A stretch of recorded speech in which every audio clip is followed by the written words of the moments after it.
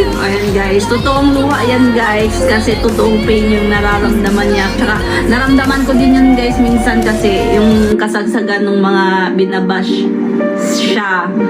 Sabi ni Supi, sabi lumapit sa kanya, sasaktan ka, masakit ba? Ganun. Tapos, alam mo guys, naiyak ako doon kasi... Oh, naiyak na si tita! Oh!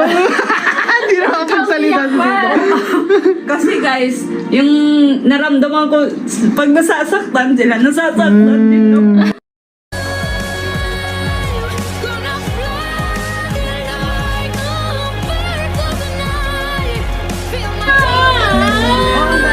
Alam niyo yung mga ginawa niyo, yung binas niyo sila, nasaktan sila guys, naramdaman ko rin yun.